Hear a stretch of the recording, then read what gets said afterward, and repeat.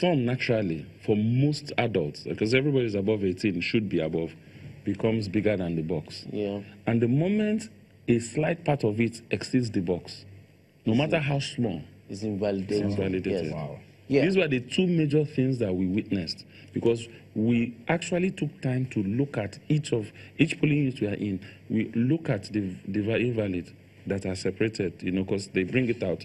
The party agents agree this one is invalid. We look at it, and these were the two things we saw all through. All right, so, yeah, we know that the responsibility of educating voters rests with the Independent National Electoral Commission. And the political parties. And the political parties. But correct me if I'm wrong, the National Orientation Agency seemed to have been completely on holiday. Yeah, you see. Or didn't they have a role to play in this? They do, ordinarily, even outside or before elections. That's where one would have expected that there is a collaboration and synergy between, intergovernmental agencies. INEC, yes, it's an independent body, but it is the primary responsibility of the National Orientation Agency on issues like this, voter sensitization, voters awareness. But if you remember, from the inception of this administration, most of these agencies, the general complaint was that there were no funds. There were no funds. But also, I had listened to I think the coordinator or the director in Lagos here, and he did say that they were doing a lot at their offices at the local government level, and that they had gone around, most local government, most polling wards in most of the states all over the federation. But you also forget that these days you can drive information faster, using the internet, the social media, than when you want to move from, place to place. Yes, because I think also. Sorry, because we even saw citizens take responsibility in this regard to try to even educate voters. Yeah, yes, because election is something that has come to stay in Nigeria.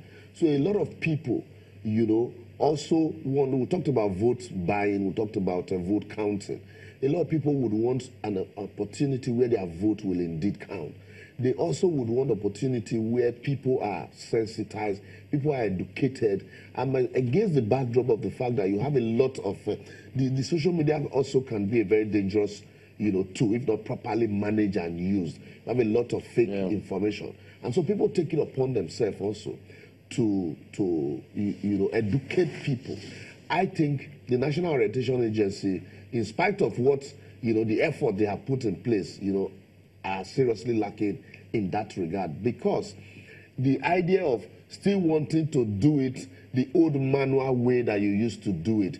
Remember, there were days when it was, the town crier, and then subsequently we resorted to using the loudspeaker, and then now that you have radios, you have television, private TV houses, private radio stations, it became also easier to pass information. And now, with a click of the button on your phone, you can pass information to as many people as possible.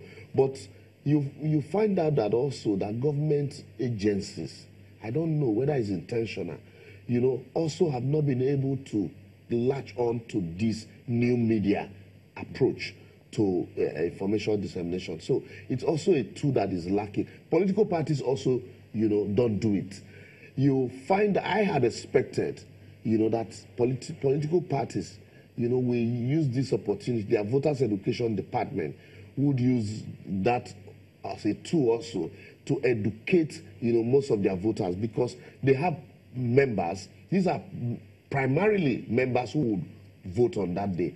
They also hold meetings at ward level, and at local government level, they have officials. I expect also that they would have, voters awareness and voters education department at this local government level. So it would be easier for these people to even, reach out to their members first and foremost, sensitize them, and then these members in turn also can educate, the ordinary people or the ordinary voters. But we didn't see much of that.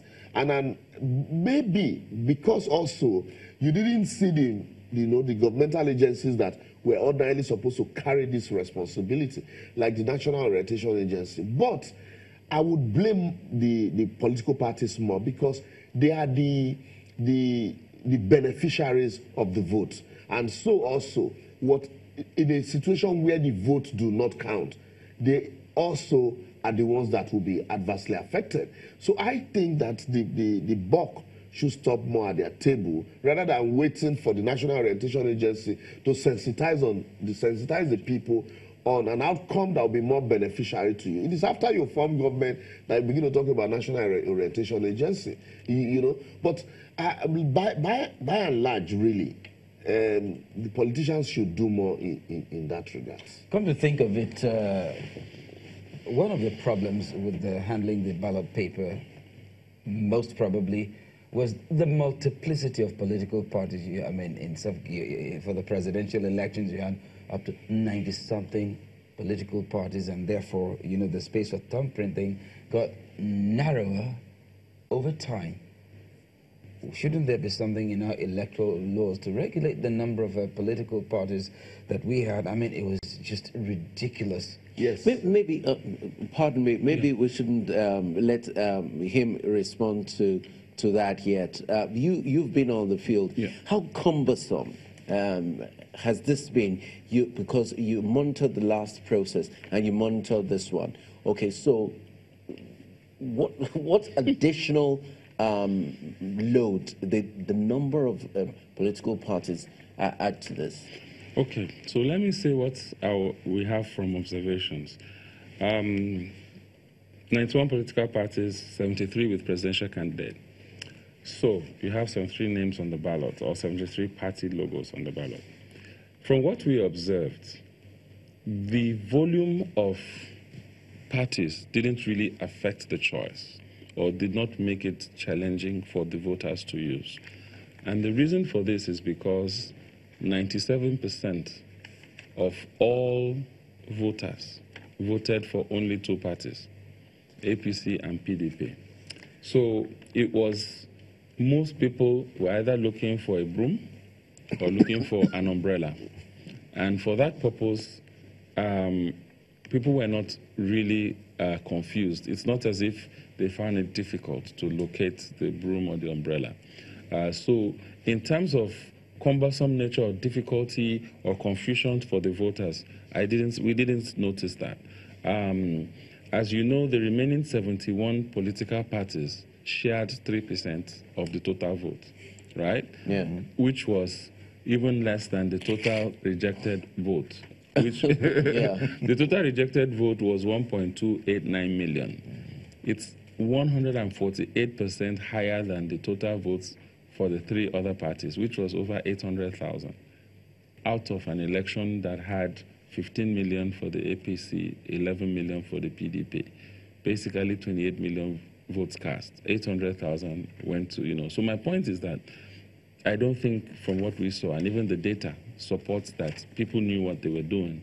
But the problem, like I said earlier, was an issue of once you get the ballot and you want to go for the umbrella or you go for the broom, which was the two major places they went for, because of those boxes, right? And not people not even know you can use your pinky finger to thumbprint. As long as there's a mark, that's it, you know? So that lack of knowledge, even though INEC tried its best, but that lack of knowledge made it impossible for people not to make the error of voiding it. And from my perspective, I think if we look at advanced democracies like the US and other places, this primary responsibility for educating voters, no single government agency can achieve it. Anyways, in 774 local governments, right? But think about it. We want to approach 84 million registered voters. Anyway, can never have enough staff. INEC has 16,000 staff that are involved in many activities. Voter education is just a single department. There's legal, there's election observation, there's finance, there's legal, you know, logistics, I mean, operations, there's ICTs. So how many people can you dedicate, and how many can you know, how much is the budget that they can say they're going to fund it, you know? So, but what is expected, if you remember in 2008 when Barack Obama was, coming into the political sphere as a president, one thing he did that helped him to win that election was bringing 5 million young people into the electoral process, the millennials. So these are young guys that were not 30, 35. They were young as in 18, 19, 20. I mean, how many 18-year-olds in Nigeria are interested in elections, So imagine he got that category. Well, not necessarily because they don't have the skills to be part of election operations. No. But the average young person that is 18, that is just finishing secondary school, is really not thinking about elections. That's not his problem at that young age. I mean, when I was 18, I wasn't thinking about election, So my point is that the political parties have abdicated their role, which is to ensure that they mobilize people, not only before the election, but to encourage people. Like, for example, the 2020 U.S. election, as we speak now, already they are sending emails, sending text messages, sending you updates, what's happening in their parties, Democratic Party, Republican Party, who's winning what, how were the midterms. So they are carrying you along for a 4-year space, educating you. This is the government policy. This is how the government policy will affect you in 10 years' time. So when we get to 2020, don't support these people because this is implication. So they're educating their voters. So this is the missing link where our political parties have failed. They have not done this. And the reason for this is because the political parties have won elections in Nigeria without having to do politics as politics should be done.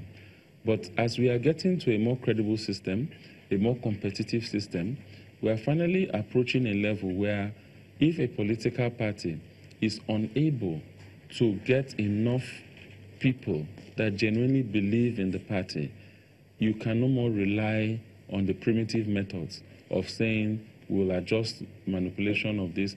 Because as we are seeing now, incumbent governors are losing their...